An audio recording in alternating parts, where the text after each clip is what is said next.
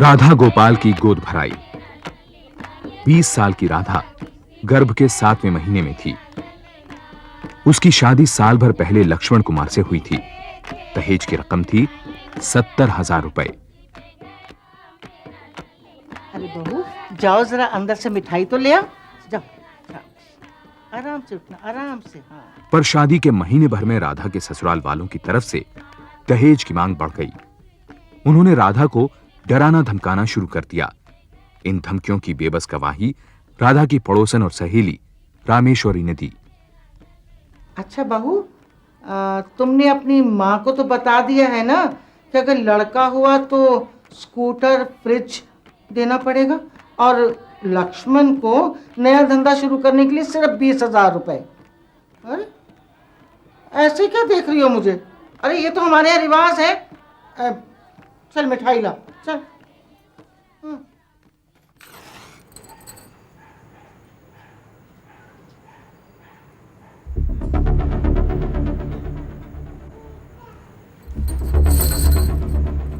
हे भगवान, मेरे होने वाले बच्चे की रक्षा करना।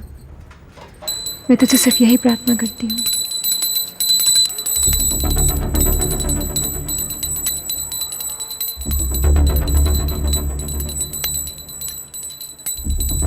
राधा, जरा बच्ची के लिए दूध तो गर्म कर लो। जी माँ जी।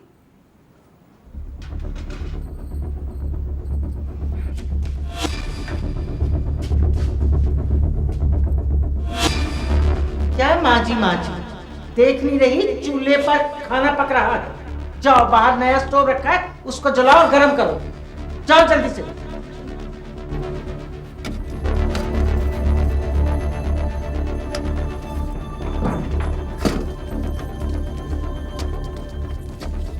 ये सब क्या है? नहीं नहीं, नहीं,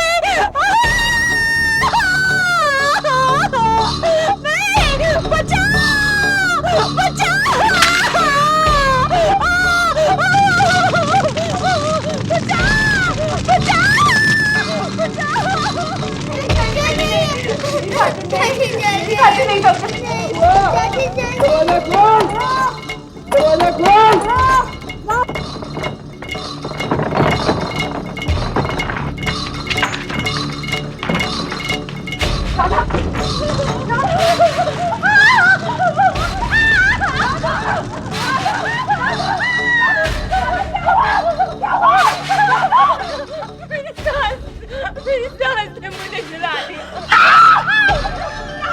मतलब किसी ने नहीं जलाया तुझे?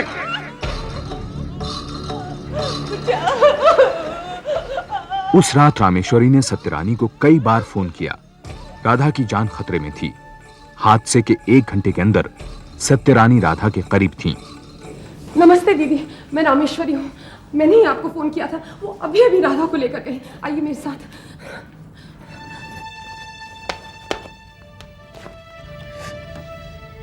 कांस्टेबल साहब, लोगों ने मुझे जलाने की कोशिश की। मेरे पति ने मेरे पे मिट्टी का तेल डाल दिया और मेरी सास ने मुझे जला डाला। कांस्टेबल साहब, मेरी माँ को बुला दो। मेरी माँ को कलकत्ता से बुला दो। कांस्टेबल साहब, मैं माँ को बुला दो। डॉक्टर, कैसी है वो? उसकी तबीयत? वो राधा,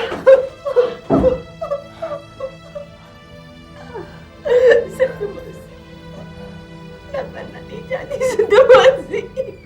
मैं मरना नहीं चाहती।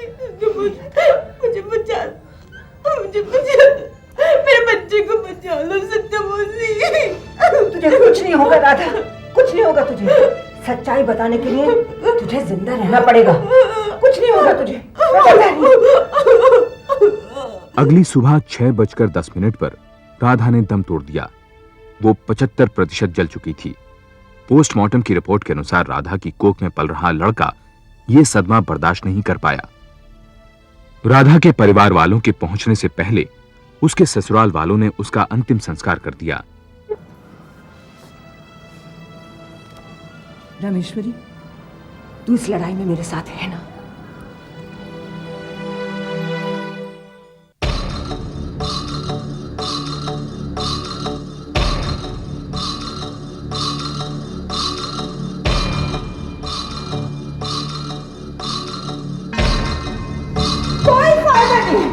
कोई फायदा नहीं है। इतने बड़ी बड़ी अदालतें, इतने बड़े बड़े वकील, लेकिन कोई फायदा नहीं।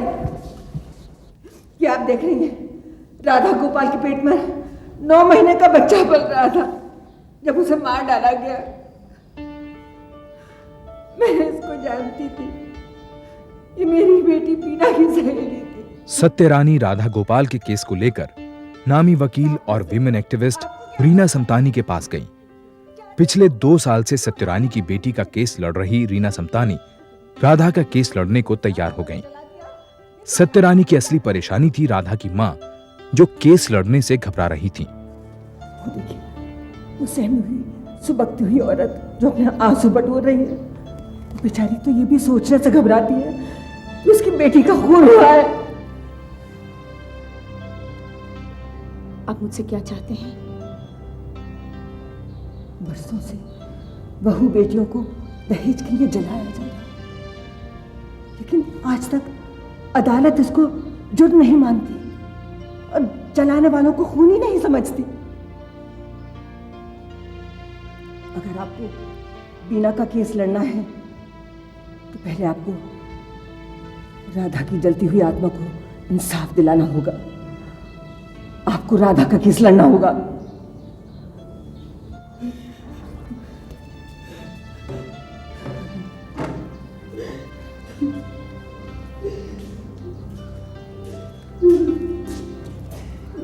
मामला सेशंस कोर्ट में पहुंचा। उसके पति लक्ष्मण कुमार और सास शकुंतला देवी को मौत की सजा हुई। भारतीय कानून के इतिहास में पहली बार दहेज हत्या के मामले में अपराधी को मृत्युदंड मिला। इस फैसले से राष्ट्रीय और अंतर्राष्ट्रीय प्रेस में तहलका मच गया। प्रेस ने सेशंस जज से उनके फैसले पर तफसील से बात की और केस के हर मुद्दे को जनता के सामने रख दिया। सेशन जज और प्रेस की इस दोस्ती से नाराज हाई कोर्ट ने सेशंस जज पर कंटेम्प्ट ऑफ कोर्ट का नोटिस जारी किया और राधा गोपाल का केस रीट्रायल के लिए हाई कोर्ट पहुंचा।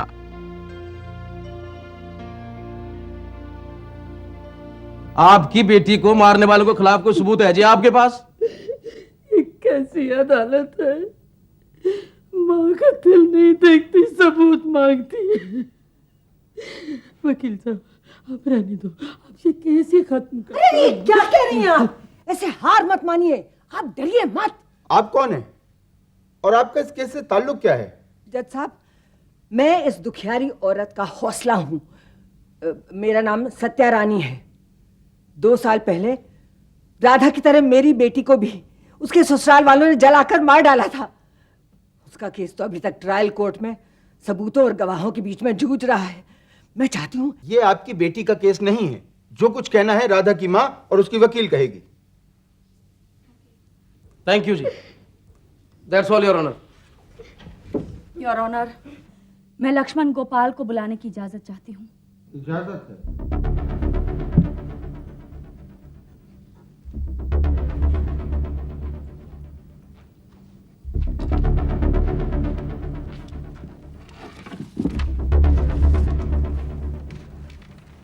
मिस्टर लक्ष्मण गोपाल, जिस रात आपकी पत्नी जल रही थी, आप कहाँ थे? आप उनकी तरफ क्या देख रहे हैं? मैं आपसे पूछ रही हूँ, उस रात आप कहाँ थे? जी मैं तो बस स्टॉप पे गया था अपनी साली को छोड़ने के लिए। एक गवाह भी है, एक टैक्सी वाला। मैंने उससे माचिस मांगी थी। माचिस? सिगरेट जलाने के लिए? जी हाँ। कमाल है मिस्टर सिंह, अपने क्लाइंट की हर आदत से वाकिफ हैं आप। फिर क्या हुआ? फिर जी मैं जब अपनी साली को छोड़ के आया तो घर आते हुए मैंने दरवाजा बंद कर दिया। मुझे क्या मालूम था कि अंदर राधा चल रही है। जज साहब, मैं तो अपनी बीवी को बहुत प्यार करता था जी, कसम से। मैं क्यों उसे जलाता? मिस्टर गोपाल, मुझे लगता है आपको ठीक से सुनाई नहीं देता। शायद आपके पड़ोसियों ने वो चीखें सुनी और आप जो घर के अंदर थे कुछ नहीं सुन सके। मुझे तो ये ठीक नहीं लगता। मिस शमधानी, शायद पड़ोसियों के शोर मचाने की वजह से मिस्टर लक्ष्मण अपनी बीवी की आवाज नहीं सुन सके होंगे। मैं राधा गोपाल की सास शकुंतला देवी से पूछताछ करना चाहूंगी, योर ऑनर। इजाजत।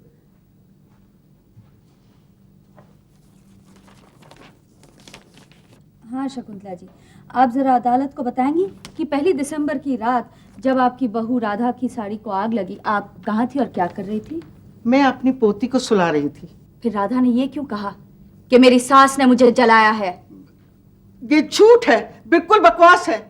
भला मैं अपनी बहू को क्यों जलाऊंगी जज साहब? दहेज के लिए। हाई कोर्ट जज का फैसला सेशन जज के हर फैसले से अलग था। उन्होंने राधा का आखिरी बयान रद्द कर दिया, कारण बयान पर डॉक्टर या मैजिस्ट्रेट के दस्तखत नहीं थे।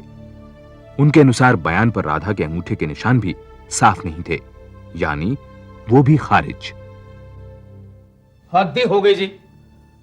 प्रोसिक्यूशन लॉयर को शायद इतना नहीं पता कि मरने से पहले राधा गोपाल का जो बयान था वो अधूरा था। डॉक्टर के सही नहीं थे उस पर सिग्नेचर, समझते हैं ना जी आप? और तो और राधा के भी नहीं थे। मेरा ख्याल है वो इतना पढ़ी लिखी तो थी, हैं जी? सिग्नेचर का मतलब होता है सही, समझते ना आप? और उसके लिए उंगलियों की जरूरत होती है और राधा के हाथ जले हुए थे। लेकिन बयान पे जो हल्का सा निशान था वो अंगूठे का था और वो राधा का ही था। रिपोर्ट पढ़ी है ना आपने? प्रोसिक्यूशन, आप इस मुद्दे पर और बहस नहीं कर सकती। अदालत इस सबूत को नहीं मानती। लेकिन योर ऑनर, हाई कोर्ट जज के मत में इस हादसे का कोई चश्मदीद गवाह नहीं था। राधा के बालों में मिट्टी के तेल का ना पाया जाना इस बात का सबूत था कि तेल राधा पर जबरदस्ती नहीं डाला गया। उनके अनुसार तमाम गवाहों के बयान अमान्य थे, क्योंकि सारे गवाह लक्ष्मण और शकुंतला के विरुद्ध थे, खासकर रामेश्वरी। रामेश्वरी देवी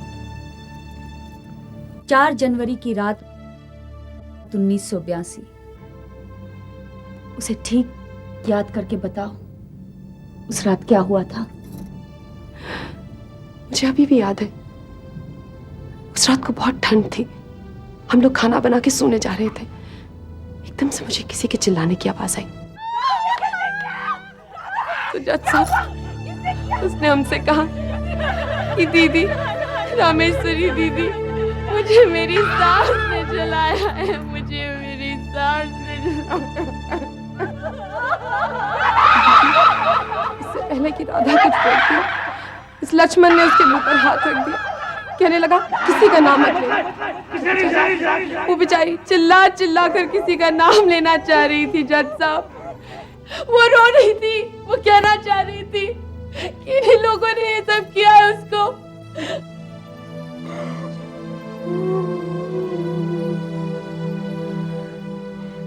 योर ऑनर, इससे ज्यादा और क्या सबूत चाहिए अदालत को? क्या ये काफी नहीं कि राधा ने मरने से पहले 2 बार, एक बार अपनी सहेली रामेश्वरी को और दूसरी बार अस्पताल में कहा कि मेरी सास ने मुझे जलाया है? हद ही कर दीजिए आपने तो, हैं जी? अगर किसी के कहने पर से अदालत ये मानने लग जाए तो फिर होगी छुट्टी। और फिर आपने तो अभी बताया कि रामेश्वरी राधा की सहेली है। सिर्फ रामेश्वरी का बयान ही नहीं, इंस्पेक्टिंग ऑफिसर की रिपोर्ट भी साफ साफ ये बताती है। मैंने भी वो रिपोर्ट पढ़ी है।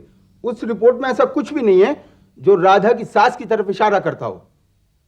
राधा गोपाल को जिंदा जलाया गया है, इस बात का ना तो कोई सबूत ना कोई गवाह अदालत के सामने आया है। The court is now adjourned. High court ने केस लगभग बर्खास्त कर दिया। निराश राधा की मां कलकत्ते लौट गई। अब उनकी चिंता थी राधा की बहनों की शादी।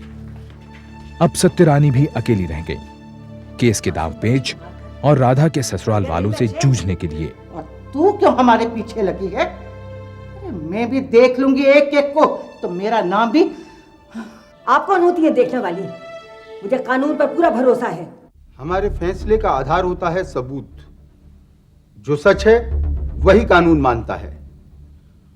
और अदालत के सामने जो कुछ पेश किया गया है उससे साफ जाहिर होता है कि लक्ष्मण गोपाल और शकुंतला देवी निर्दोष हैं। लिहाजा यह अदालत इन दोनों को बाइज्जत बरी करती है। इस फैसले के खिलाफ सत्यरानी ने हाईकोर्ट के अहाते में अपनी आवाज उठाई। नतीजतन उन्हें कंटेम्प्ट ऑफ कोर्ट का दोषी पाया गया।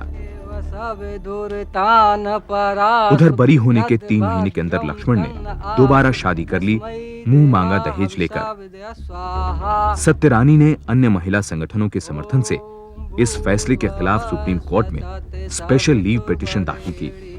भर्गो देवस्य धीमहि धियो यो नः।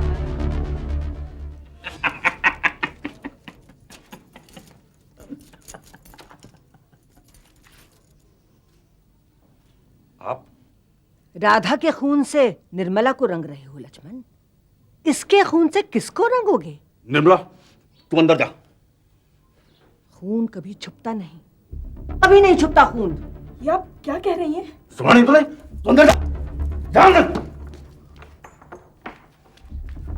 देखिए, मैं आपको बहुत इलाज कर रहा हूं, मैं आपको बता रहा हूं। राधा तुझे छोड़ेगी नहीं, नहीं छोड़ेगी तुझे। वो किसी ना किसी रूप में जरूर आएगी।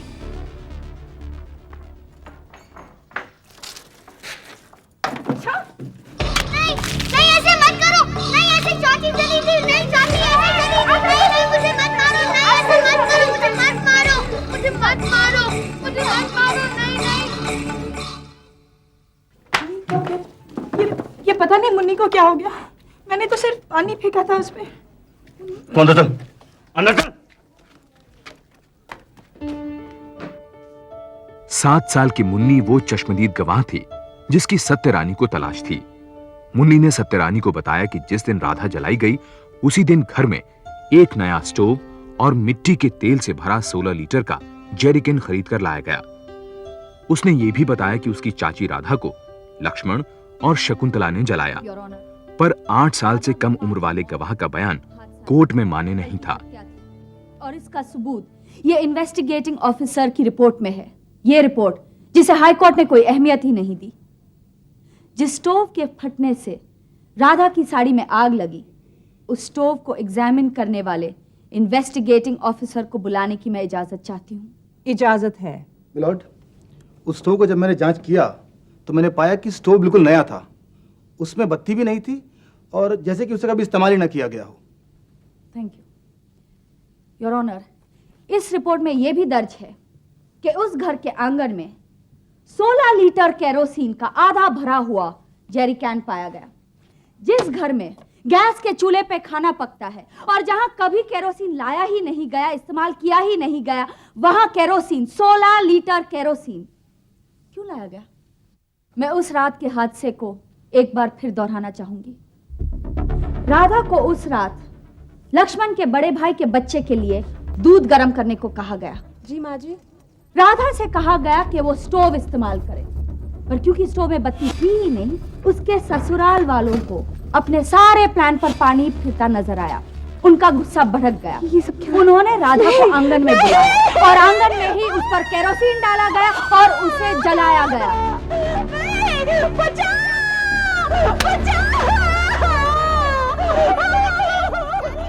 Your Honor, this is a clear case of murder for dowry, a double murder at that. क्योंकि राधा के साथ साथ उसके पेट में पलते 9 महीने के बच्चे का भी खून किया गया। योर ऑनर, इस मेडिकल रिपोर्ट के मुताबिक राधा का जलना 1st या 2nd डिग्री का था। अगर उसके ऊपर कास्लेट डाला जाता, जिसे आप केरोसिन बोल रहे हैं ना जी, वो तो उसकी हालत बहुत ज्यादा खराब होती। यदि आपको याद ना हो तो मैं बता दूं कि इसके मुताबिक उसके बाल और उसका चेहरा नहीं जला था। यदि मेरे मुवक्किल उसे जलाना चाहते तो उसके सिर पर कास्लेट नहीं डालते क्या? योर ऑनर, राधा के कपड़ों यहां तक कि उस पर डाली गई बोरी से काफी केरोसिन पाया गया। कोई भी स्टोव लीक होने से या फटने से इतना केरोसिन नहीं फेंकता। मुझे लगता है राधा के बालों में केरोसिन न मिलने की बात को हाई कोर्ट ने जरूरत से ज्यादा अहमियत दी है। सिर्फ यही सबूत काफी नहीं। योर ऑनर, आज से पहले किसी भी अदालत ने इन दरिंदों को अपनी दरिंदगी की सजा नहीं दी, लेकिन फिर भी लोग यहाँ आते हैं, फिर भी दरखास्तें पेश की जाती है, फिर भी केस लड़े जाते हैं। क्यों your honour? That's all your honour. Supreme court ने हाई कोर्ट का फैसला उलट दिया। सुप्रीम कोर्ट की नजर में राधा की मौत एक दुर्घटना नहीं थी। राधा की मौत एक सोच समझकर की गई हत्या थी। जिसके जिम्मेदार लक्ष्मण और शकुंतला मौत की सजा के हकदार थे। चूंकि सत्या को 5 साल हो चुके थे, इसलिए उन्होंने लक्ष्मण और शकुंतला को इंडियन पीनल कोड 302 के तहत उम्र कैद की सजा सुनाई। पर इस फैसले के बाद भी लक्ष्मण और शकुंतला गिरफ्तार नहीं किए गए। फैसले के 3 साल बाद एक दिन अचानक किसी पत्रकार ने सत्यरानी को लक्ष्मण और शकुंतला का पता बताया। सत्यरानी ने पुलिस को शकुंतला और लक्ष्मण को गिरफ्तार करने को कहा। साथ ही यह धमकी भी दी कि अगर ऐसा न हुआ तो वो 500 महिलाओं के साथ आमरण अनशन पर बैठ जाएंगी। आज तक लक्ष्मण कुमार और शकुंतला देवी तिहाड़ जेल में उम्र कैद की सजा काट रहे हैं, लेकिन सत्यरानी की बेटी बीना का केस आज 19 साल बाद भी अदालती कार्रवाइयों के भंवर में है।